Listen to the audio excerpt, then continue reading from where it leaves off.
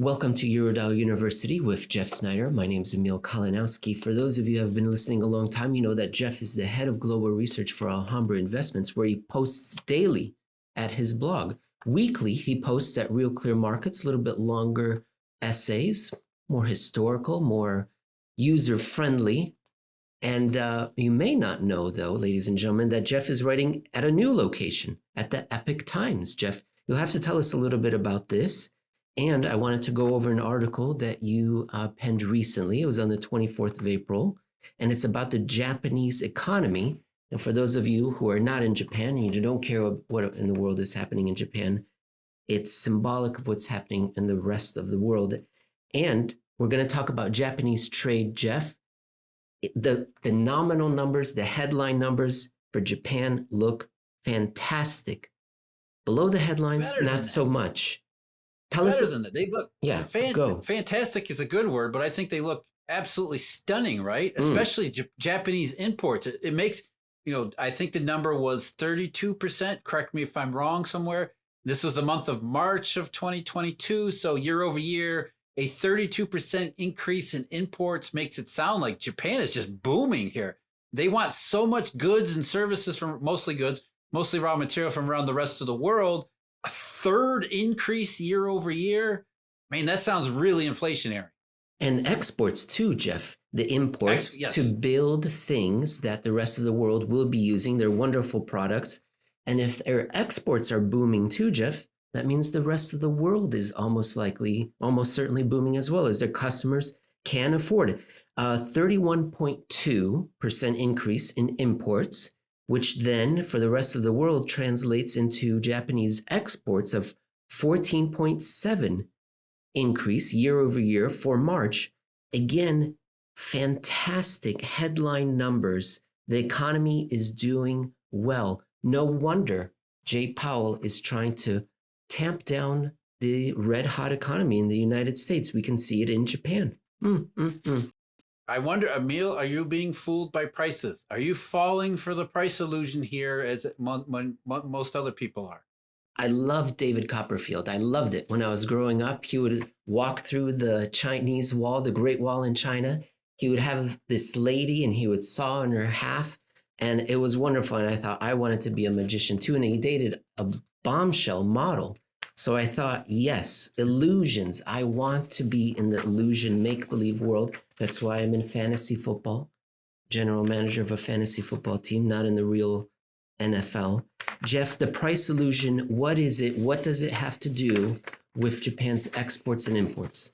Well, the price illusion is essentially the supply shock, or the other part of the supply shock, which is that prices change for really artificial, non-economic reasons, partly economic reasons. By and large, it had to do with government responses to the pandemic and overreactions here and all across the world. The inability of the supply system to supply goods as the demand for those goods came back over time after the 2020 recession. And not just the inability to supply goods, but also the inability to source and ship them, transport them around the world, created all sorts of impediments and bottlenecks, which simple economics tells us when you have inelastic supply and an increase in demand, the price has to adjust. Now, normally you'd say, well, the price is going up, but so what? Isn't that just a better economic situation? And really, when you look at a supply shock historically, no, what it is it's a redistribution, oftentimes in a harmful way. So if prices are rising for certain things, but not other things, and prices are rising for goods and we're paying more but getting less, that not necessarily a positive outlook on their positive condition or outlook on the economy.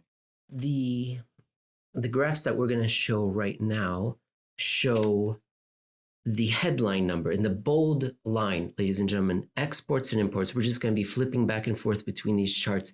The bold line, that's what we were talking about. That's what's in the headline. Exploding higher, rip-roaring economy.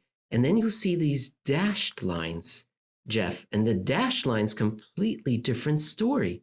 They're going down. They're going down for exports, and for imports, stagnation. What is this? By volume, right, Jeff? Yeah, so The Japanese government and the Japanese trade officials helpfully give us two sets of data. One is the amount of goods and services that Japan imports as well as exports by value, which incorporates price changes as well as what's actually moving around. And then they remove those price effects for us and tell us about how much volume of goods and services are being moved around either into Japan or outside of Japan.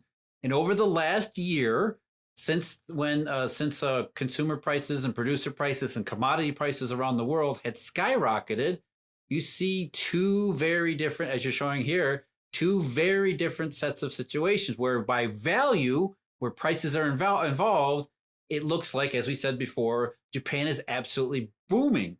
But when you look at it by volume, you're like, wait a minute, this is a different planet. This is completely different interpretation, because what's going on is very different by volume than by value, which means that Japan is actually paying a lot more to get about the same amount of stuff that they imported last year. Can you imagine paying a third more for the stuff that you absolutely need and getting the same amount?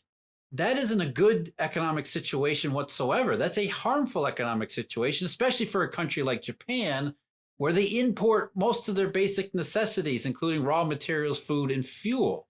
So paying a hell of a lot more to get just the same amount of stuff means something else is going to have to suffer for it.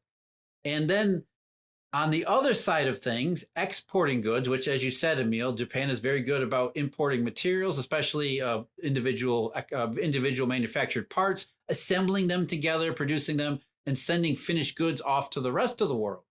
Exports up 14%. That's not bad by value, but by volume, they're actually down compared to last year.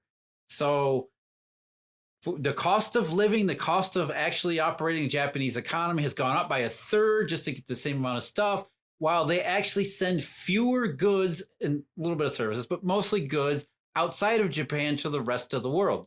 That's a problem for Japan, but it also tells us something about the rest of the world too. Jeff, well, what it tells us is that the economy really is not doing so well. And I bet you that's what people are feeling. That's what we see in the sentiment surveys of consumers, inflation expectations for many years ahead. Consumers are not feeling anywhere near the level of optimism that the headline numbers bring in. Jeff, if there's anything else about this article, let us know. Otherwise, please tell us about what kind of articles do you write for the Epoch Times and how they might differ from Real Clear Markets or at the Alhambra Investments website. Well, so far for the Epoch Times is mostly more current event type of assessments, trying to figure out, what is the U.S. economy and the global economy doing? What can we learn from foreign economies that we could then use to analyze the situation here in the United States? How does that relate to financial markets, the usual stuff like that? The Federal Reserve policy, Jay Powell being blind, all the normal usual stuff there, but it's more current event focused. I wanted to be an illusionist like David Copperfield when I was young, until I heard about this story when he took out supermodel Claudia Schiffer out to dinner, and he made a basket of French fries disappear. She, of course, fell in love with him and started to date him. I was appalled because I love French fries, Jeff, and no woman is worth that.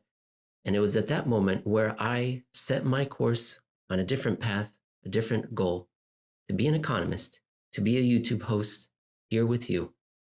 Did I make the right decision? Of course I did. I don't know. I don't think French fries are worth it. So we'll see. Thanks, Jeff.